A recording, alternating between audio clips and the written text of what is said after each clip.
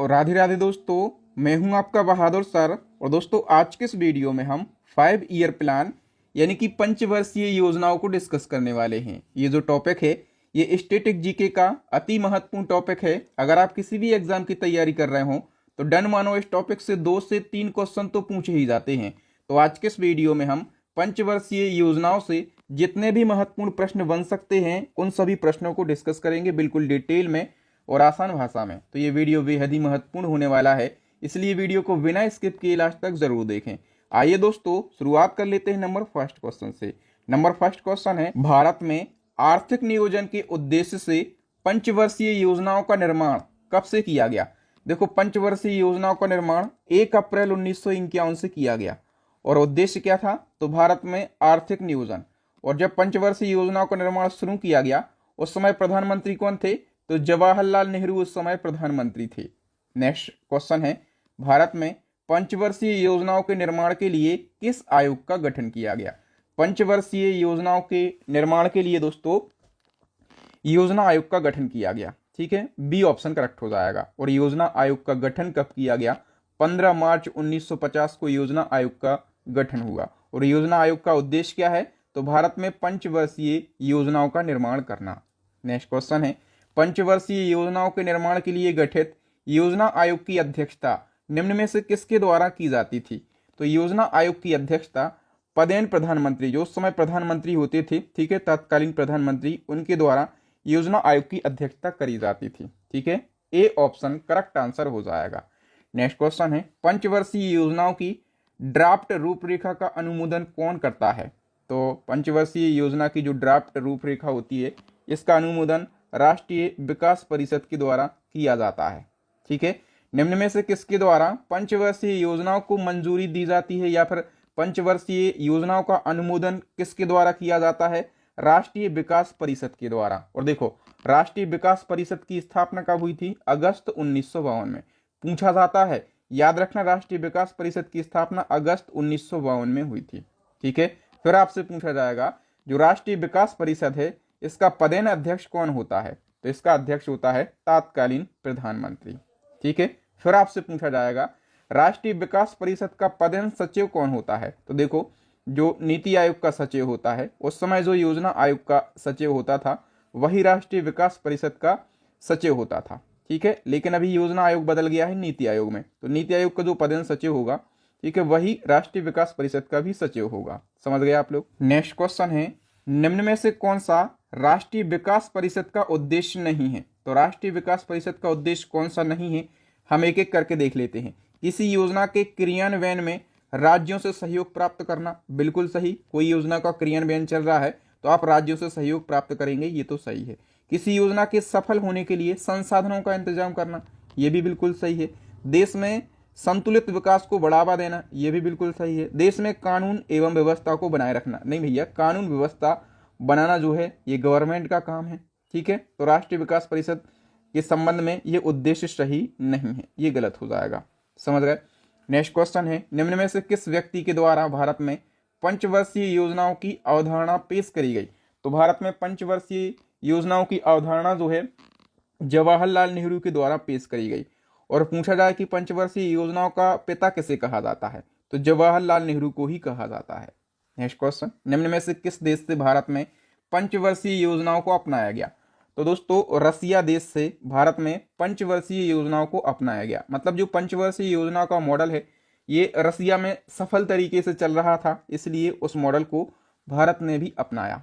ठीक है, पहली पंचवर्षीय योजना की बात होती है, तो पहली पंचवर्षीय योजना का कार्यकाल कब से कब तक रहा। पहली पंचवर्षीय योजना चलती है 1951 से 1956 तक।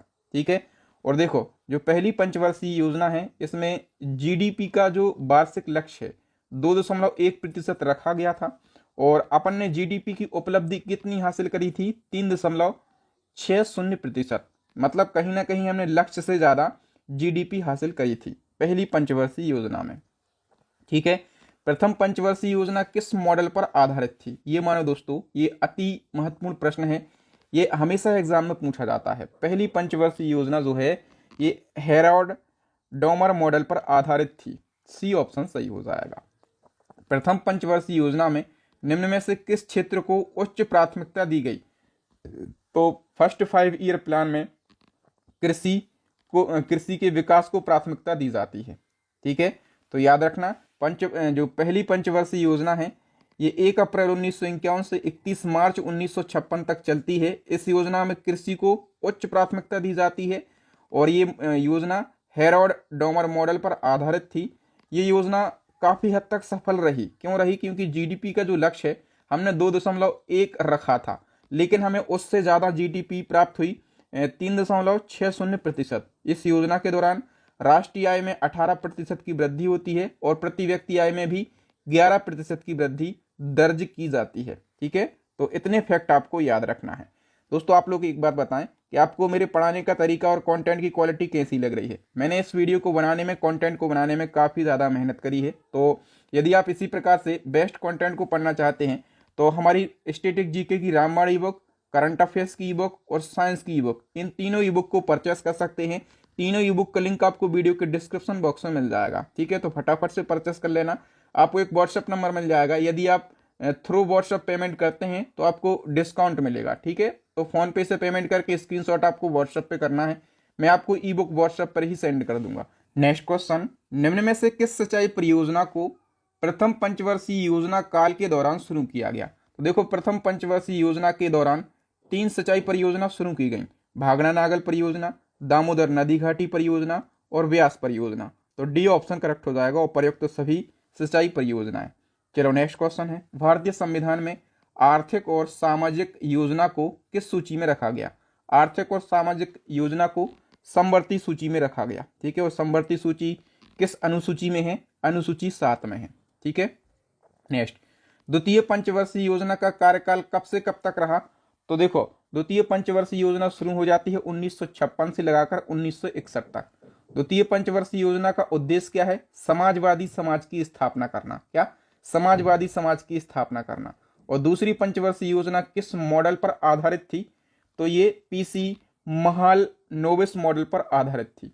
और इसमें देखो लक्ष्य क्या रखा गया? राष्ट्रीय आय में वृद्धि का इसमें लक्ष्य रखा गया 25% का, और 5 सालों में राष्ट्रीय आय में वृद्धि कितनी हुई? 25% का लक्ष्य रखा गया, लेकिन वृद्धि हुई केवल 20% की।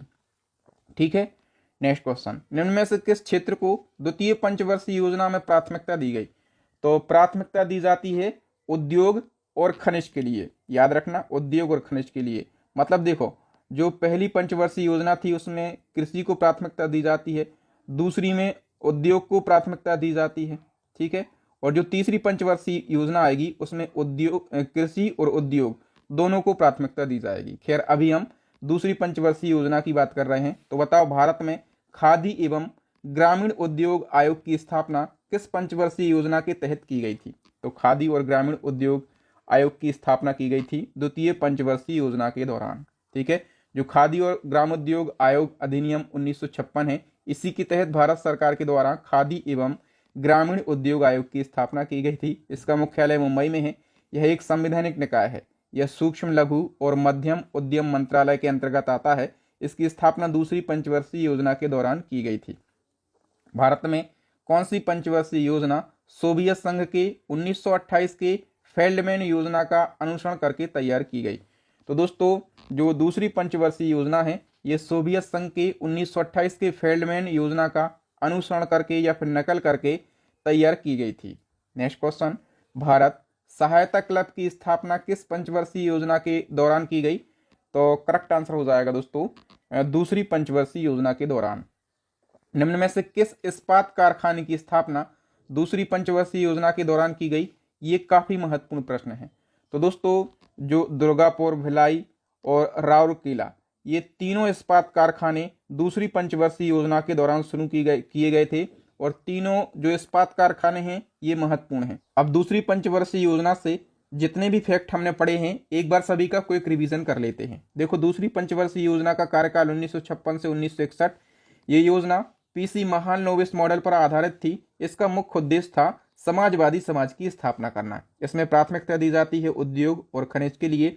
लक्ष्य रखा जाता है राष्ट्रीय आय में 25% की वृद्धि करना, लेकिन उपलब्धि हासिल होती है केवल राष्ट्रीय आय में 20% की वृद्धि। इस योजना में उद्योगों पर ज्यादा बल दिया गया। इसी योजना के दौरान 3 बड़े इस्पात कारखाने स्थापित किए गए, दुर्गापुर, भिलाई और राउरकेला। ठीक है, नेक्स्ट क्वेश्चन है, भारत में योजना के संबंध में पहला विचार प्रस्तुत करने का श्रेय किसे दिया जाता है? तो योजना के संबंध में जो पहला विचार है दोस्तों, ये प्रस्तुत किया था एम विश्वेश्वरैया ने। ठीक है, फिर आपसे पूछा जाएगा, निम्न में से किस व्यक्ति को भारतीय आर्थिक नियोजन का जनक कहा जाता है? भारतीय आर्थिक नियोजन का जनक दोस्तों ये कहा जाता है सर एम विश्वेश्वरैया के लिए। ठीक है, जो सर एम विश्वेश्वरैया हैं, इनको भारतीय आर्थिक नियोजन का जनक कहा जाता है। इनकी एक प्रसिद्ध पुस्तक है, हमेशा परीक्षा में पूछी जाती है, भारत के लिए नियोजित अर्थव्यवस्था, यानी कि प्लान्ड इकोनॉमी फॉर इंडिया। इस पुस्तक में भारत के आर्थिक विकास के लिए 10 वर्षीय योजनाओं का सुझाव दिया गया था। ठीक है, नेक्स्ट क्वेश्चन, सन 1934 में सर्वप्रथम किसने भारत के लिए नियोजित अर्थव्यवस्था नामक पुस्तक लिखी? तो मैं इसके बारे में बता चुका हूं, ये पुस्तक लिखी है सर एम विश्वेश्वरैया ने, और इसी पुस्तक में सबसे पहले योजनाओं के बारे में बताया गया और 10 वर्षीय योजनाओं के बारे में बताया गया था। नेक्स्ट क्वेश्चन, तृतीय पंचवर्षीय योजना का कार्यकाल कब से कब तक रहा? तीसरी पंचवर्षीय योजना आ जाती है तो 1961 से ये 1966 तक चलती है।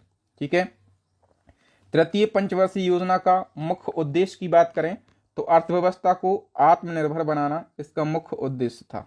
नेक्स्ट क्वेश्चन है, निम्न में से किस पंचवर्षीय योजना में कृषि और उद्योग दोनों को प्राथमिकता दी जाती है? तो मैं आपको बता चुका हूं, जो पहली पंचवर्षीय योजना आती है उसमें कृषि को प्राथमिकता, दूसरी में उद्योग को प्राथमिकता और तीसरी में दोनों को प्राथमिकता दी जाती है। ठीक है, तो तीसरी पंचवर्षीय योजना में कृषि और उद्योग दोनों को प्राथमिकता दी जाती है। चलो नेक्स्ट क्वेश्चन है, Bokaro iron and steel industry की स्थापना किस देश के सहयोग से की गई? तो इसका करेक्ट आंसर हो जाएगा दोस्तों रूस देश के सहयोग से। ठीक है, इसकी स्थापना कब की गई? 1964 में। और कहाँ पर स्थित है ये? तो झारखंड राज्य में स्थित है। और देखो, हमेशा ऐसा प्रश्न पूछा जाएगा कि Bokaro iron and steel industry की स्थापना किस पंचवर्षीय योजना के दौरान की गई? तो आप कहेंगे तीसरी पंचवर्षीय योजना के दौरान। ठीक है, नेक्स्ट क्वेश्चन है, निम्न में से किस क्रांति की शुरुआत तृतीय पंचवर्षीय योजना के दौरान हुई? तो दोस्तों जो हरित क्रांति है इसकी शुरुआत तीसरी पंचवर्षीय योजना में की जाती है। और भारत में हरित क्रांति का जनक किसको कहा जाता है? हरित क्रांति का जनक कहा जाता है दोस्तों एम.एस. स्वामीनाथन के लिए, हमेशा पूछा जाता है। ठीक है, इनको मरणोपरांत अभी भारत रत्न भी दिया गया है 2024 का। और देखो, ये तो भारत में हरित क्रांति का जनक है। यदि आपसे पूछा जाए कि विश्व में हरित क्रांति का जनक, तो आप कहेंगे नॉर्मन ई बोरलॉग को कहा जाता है। ठीक है, नेक्स्ट है, जमीनी स्तर अथवा ग्रास रूट लेवल पर लोकतंत्र के लिए पंचायत चुनाव की शुरुआत किस पंचवर्षीय योजना के दौरान की गई थी? तो करेक्ट आंसर हो जाएगा तृतीय पंचवर्षीय योजना के दौरान। नेक्स्ट, पंचवर्षीय योजना के इतिहास में किस योजना को सर्वाधिक असफल माना जाता है? सबसे ज्यादा असफल योजना माना जाता है तीसरी पंचवर्षीय योजना को। तीसरी पंचवर्षीय योजना सबसे ज्यादा असफल रहती है। तो देखो, जो तीसरी पंचवर्षीय योजना है इसके असफल होने का मुख्य कारण क्या है? क्यों असफल होती है?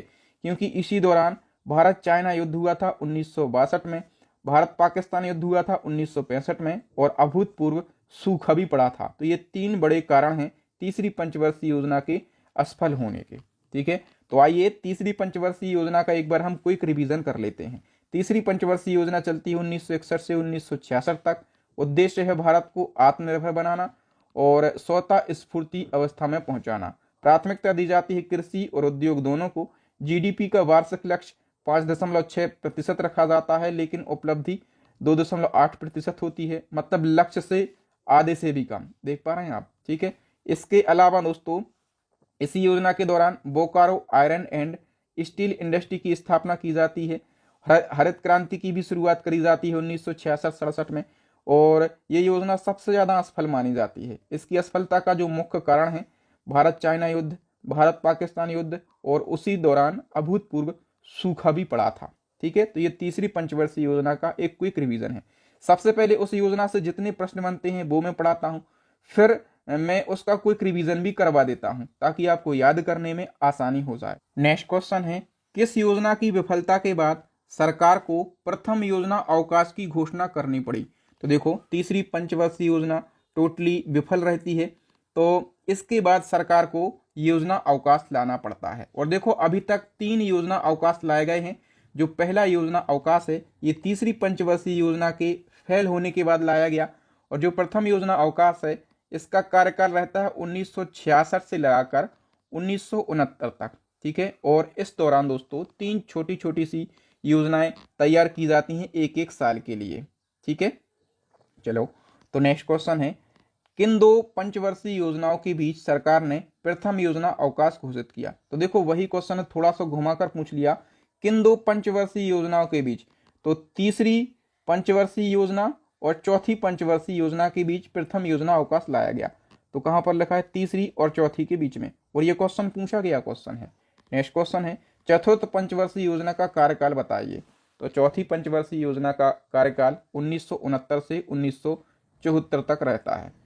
ठीक है, निम्न में से किस पंचवर्षीय योजना के समय कृषि वृद्धि दर सबसे अधिक रहती है? तो चौथी पंचवर्षीय योजना में कृषि वृद्धि दर अधिक रहती है। चौथी पंचवर्षीय योजना में किस क्षेत्र को उच्च प्राथमिकता दी जाती है? तो देखो मुद्रा स्फीति को नियंत्रण करना और आर्थिक स्थिति में स्थिरता लाना। ठीक है, तो इन दोनों क्षेत्रों को उच्च प्राथमिकता दी जाती है। चौथी पंचवर्षीय योजना निम्न में से किस मॉडल पर आधारित थी? यदि आपसे मॉडल पूछा जाए तो आप कहेंगे DR गॉडगिल मॉडल पर आधारित थी चौथी पंचवर्षीय योजना।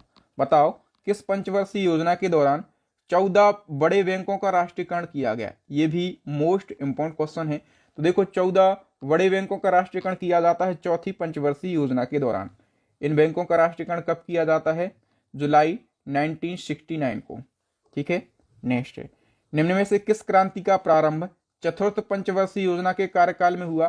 तो दोस्तों जो हम कहते हैं श्वेत क्रांति, ठीक है, या फिर इसको ऑपरेशन फ्लड भी कहते हैं। तो ऑपरेशन फ्लड का प्रारंभ चौथी पंचवर्षीय योजना के दौरान किया जाता है। ठीक है, चौथी पंचवर्षीय योजना से कितने प्रश्न बनते हैं? एक तो कार्यकाल 1969 टू 1974, और ये जो योजना है DR गॉडगिल मॉडल पर आधारित थी। इसका मुख्य लक्ष्य स्थिरता के साथ विकास और आत्मनिर्भरता की प्राप्ति, उच्च प्राथमिकता दी जाती है मुद्रास्फीति को नियंत्रण करना और आर्थिक स्थिति में स्थिरता लाना। इस योजना के समय कृषि वृद्धि दर सबसे ज्यादा रहती है। इस दौरान 14 बड़े बैंकों का राष्ट्रीयकरण भी किया जाता है 1969 में, और श्वेत क्रांति यानी कि ऑपरेशन फ्लड की शुरुआत करी जाती है 1970 में, और 1971 का ये जो युद्ध है भारत पाकिस्तान युद्ध, ये भी चौथी पंचवर्षीय योजना में होता है।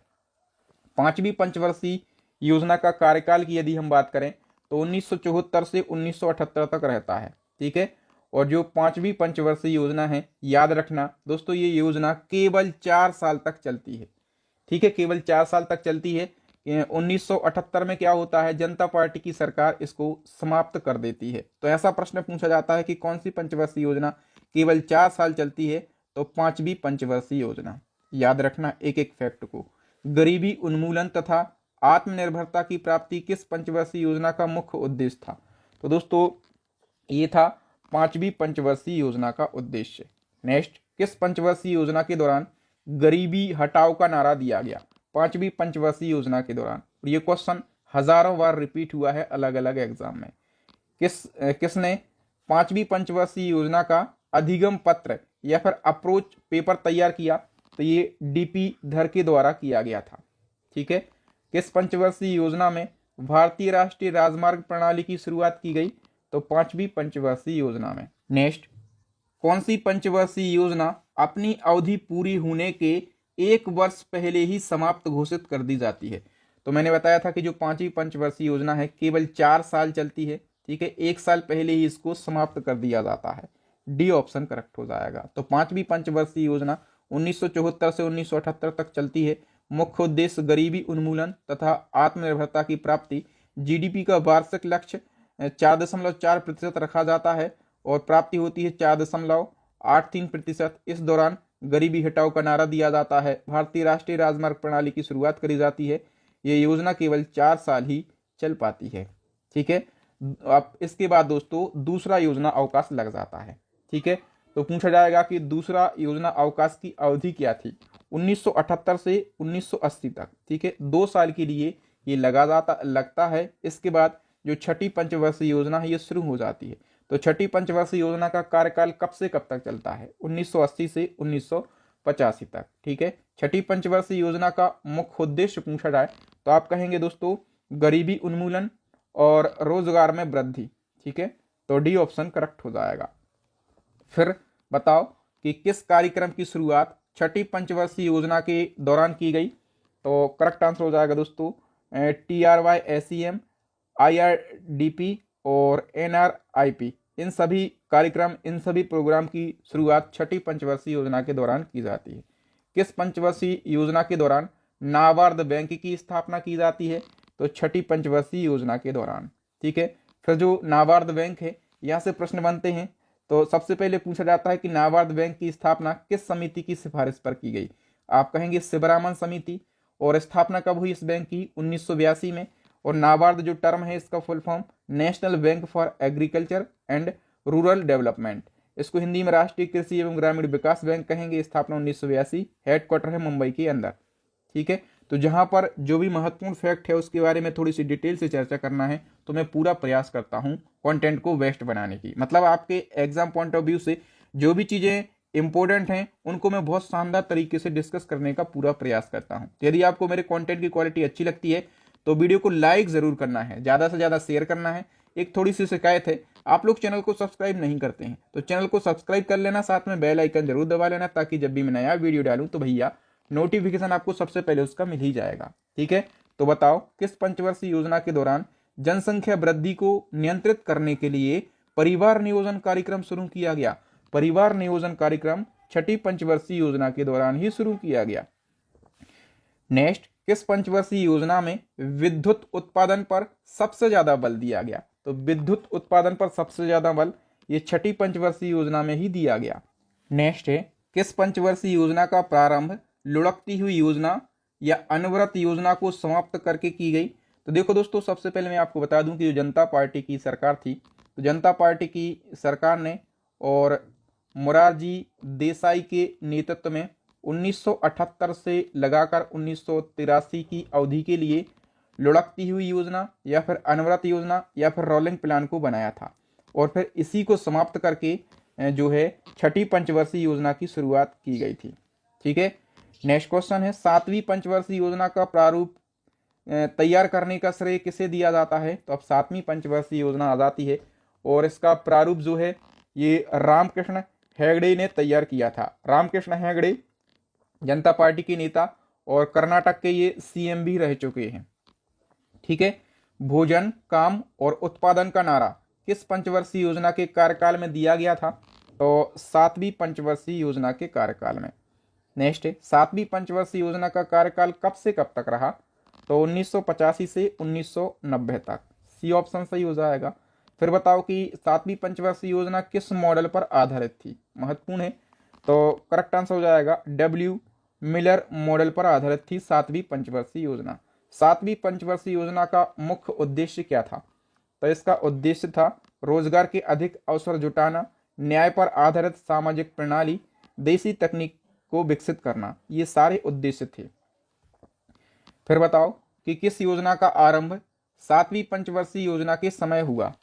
तो देखो दोस्तों, रोजगार गारंटी योजना, जवाहर रोजगार योजना और मनरेगा योजना, ये सारी योजनाएं सातवीं पंचवर्षीय योजना के दौरान ही शुरू की गई। ठीक है, लकड़वाला समिति के द्वारा गरीबी की माप सबसे पहले किस पंचवर्षीय योजना के दौरान हुई थी? तो सातवीं पंचवर्षीय योजना के दौरान। फिर बताओ कि जो तीसरा योजना अवकाश है, मैंने बताया कि योजना अवकाश 3 लाए गए, जो तीसरा योजना अवकाश है ये कब से कब तक रहा? करेक्ट आंसर हो जाएगा दोस्तों 1990 से 1992 तक। ए ऑप्शन सही हो जाएगा। आठवीं पंचवर्षीय योजना अब शुरू हो जाती है, तो आठवीं पंचवर्षीय योजना की जो अवधि है ये क्या रहती है? 1992 से 1997 तक।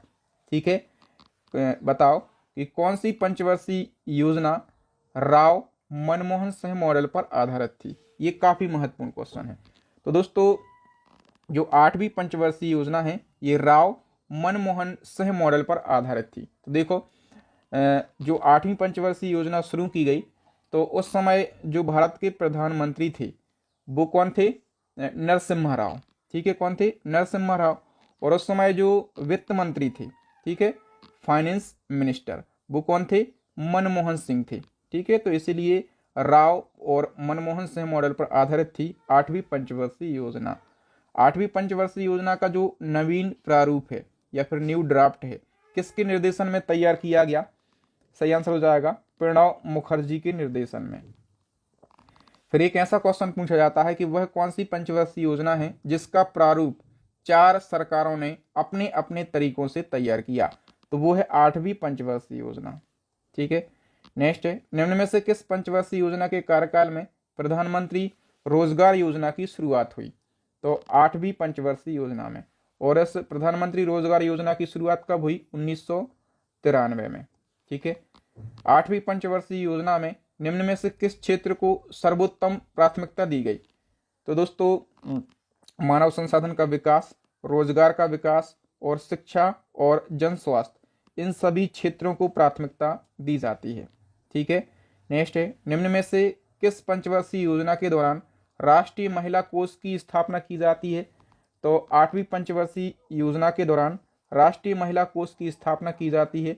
कब की जाती है? 1993 में। ठीक है, देखो स्थापना कब की जाती है ये भी मैं आपको बता देता हूं ताकि आपको स्थापना वर्ष अच्छे से याद हो सके।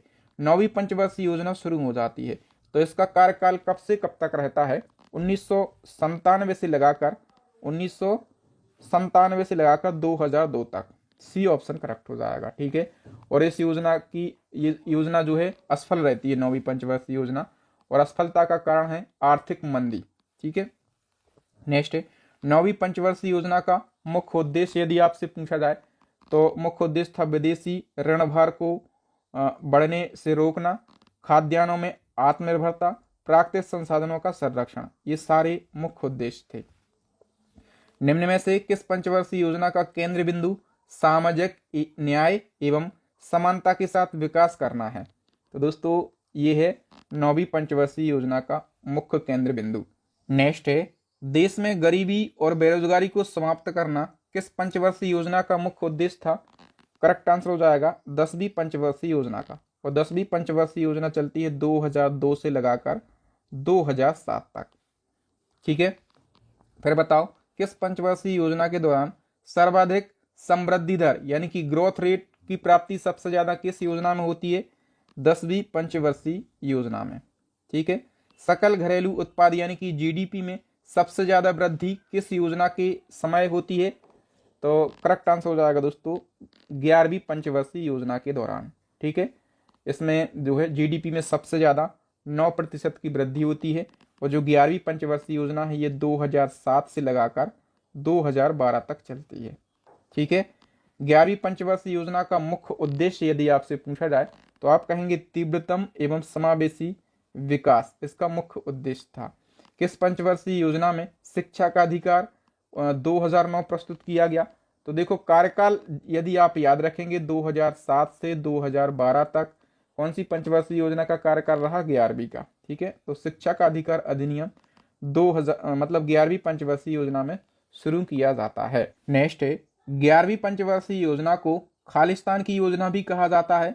तो 11वीं पंचवर्षीय योजना को भारत की शिक्षा की योजना कहा जाता है। क्यों कहा जाता है? क्योंकि इस योजना के दौरान एजुकेशन पर बहुत ज़्यादा फोकस किया गया। जो हायर एजुकेशन है इसमें भी नॉमिनेशन बढ़ाने पर जोर दिया गया, जो डिस्टेंस एजुकेशन है उस पर भी फोकस किया गया, इसलिए इसको भारत की शिक्षा की योजना भी कहा जाता है।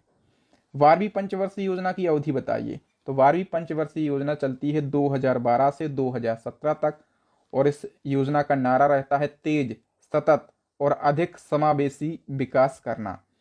योजना आयोग को खत्म करके नीति आयोग का गठन किस पंचवर्षीय योजना के कार्यकाल में हुआ?